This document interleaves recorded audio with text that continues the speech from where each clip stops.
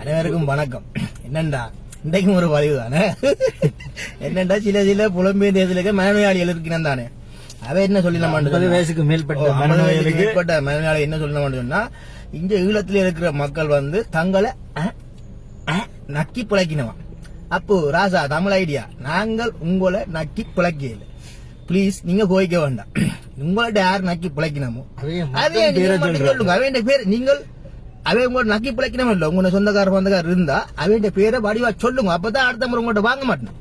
இல்லைன்னா நீங்க காலங்காலமா ஏதோ உங்கள்ட்ட புலம்பெயர் தேசத்துல இருந்தா நாங்கள் இதை நக்கி பிழைக்கிறோமா, ஈழத்துல இருக்க மக்கள் ஏதோ கஷ்டப்பட்டு இருக்கணுமா. அடே இங்கேட்ட கதைக்கு புரேட் கொம்மையில வேலையிற எத்தனையோ மேனேஜர்ஸ் மேர் அவங்க கொம்மையில வேலைஞ்சு வீடு கட்டி பெரிய சொகுசு வாழ்க்கை வாழ்றாங்க. சொந்தமா வாகனம் எடுத்து அடே நான் விலாசம் போடலடா. அடே அப்பா நான் சொந்தமா வாகனம் எடுத்து 33 லட்சத்துக்கு இன்றைக்கு 75 லட்சத்துக்கு கொடுக்கலாம்டா இந்த வாகனம். நீ ஏதோ நினைக்கிற ஈழத்தில் இருக்கிறார்கள் உன்னட்டான் நக்கி பிழைக்கிறான். அடே ஏனேன்னு ஓடுறோம், டோல்பின் மேன் எடுத்து ஓடுறவங்க, டீசல் ஓடுறவங்க எல்லாம் இளைஞர்கள் எல்லாம் கடுமையா கஷ்டப்பட்டு அவங்கள உழைக்கிறாங்க. நகைய சேவை இருக்கிறாங்க, காணி வாங்குறாங்க, இது வாங்குறாங்க. நீ சொல்ற என்னண்டா என்ன பில்டிங் கட்டுறது புலம்பெயர்ந்து வாராக்கலாம், பில்டிங் வாங்குறது, பண்ணை வச்சுக்க, நீ பண்ணைய வச்சிரு திண்ணைய வச்சிரு, பில்டிங் கட்டணும்னு சொல்ற இல்ல.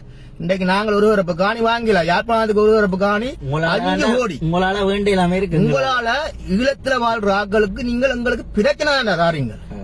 அடிக்கடி நீங்கள் வாரீங்கள். நீங்க ஒரு மார்க்கெட்டுக்கு போனா நீங்கள் ஒரு 50 பேர் நிக்கிறாண்டா, ஈழத்துல வாழ்றாங்க 500 பேர் நிக்கிறாங்கட்டா.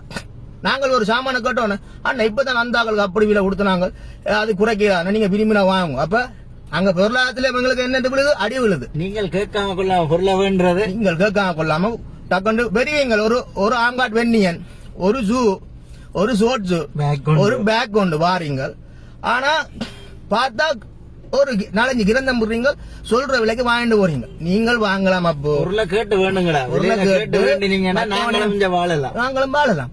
அதை விட்டுட்டடாப்பா நீங்கள் ஏதோ வந்து அங்க இருந்து லோன் எடுத்துட்டு வாரது, இங்க வந்தா அதை செய்யறது, இங்க எல்லாத்தையும் கூட்டுறது, கூட்டி போட்டு பிறகு நீங்கள் எங்களை இங்க வாழவே விடுறீங்க இல்ல.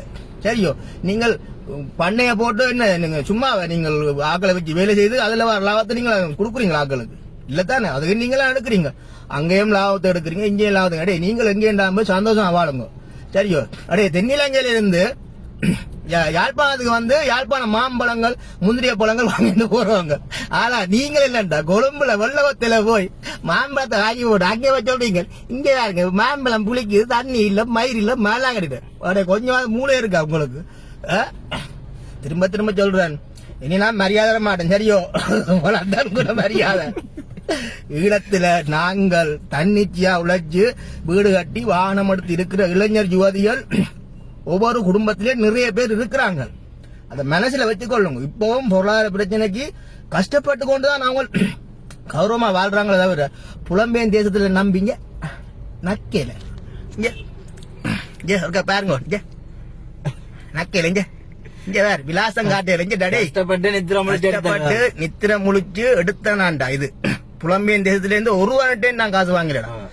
பைத்தியங்கள், மனநோயாளிகள், கோமாளிகள், தயவு செய்து புலம்பெயர் தேசத்துல மக்கள் எல்லாருக்கும் நான் சொல்லல, ஒரு சில மனநோயாளிகள் உள்ள பைத்தியங்கள் 50 வயசு கோமாளிகளுக்கு இன்னொன்னு சொல்றேன். அப்போ போன வருஷம் ஒரு சில பேர் வந்து பொம்பளை பிரச்சனைங்க மாட்டி போறீங்க புலம்பெயர் தேசத்துல ஆக்கள். சரியோ, நீங்கள் எங்களை சீரழிக்கிறீங்களே தவிர எங்களுக்கு நீங்க உதவி செய்யற. அப்போ திரும்ப சொல்றேன், புலம்பெயர் தேசத்துல ஆக்கள் நீங்கள் உங்களை சொந்தக்கார பந்தக்கார உதவி செய்யறேன்னு சொன்னால் அவங்க பேரை சொல்லுங்க. நான் இந்த சொந்தத்துக்கு இவ்வளவு கொடுத்தேன், அந்த சொந்தத்துக்கு இவ்வளவு கொடுத்தேன், அவைக்கு வீடு கட்டி கொடுத்தேன், அவை கட்டணமாய் கொடுத்தேன், எந்த கட்டடத்தில் அவை வந்திருக்கேன் சொல்லுங்க. ஏன்டா அவங்களை நீங்க கேவலப்படுத்துங்க. எல்லாரையும் சொல்லக்கூடாது, எல்லாரையும் சொல்லாங்க. அடே என்ன சிநேதங்களே கோடியில காணி வாங்கி கோடியில வீடு கட்டி இன்றைக்கும் ரெஸ்பெக்டா இருக்கிறாங்க என் நண்பர்கள்.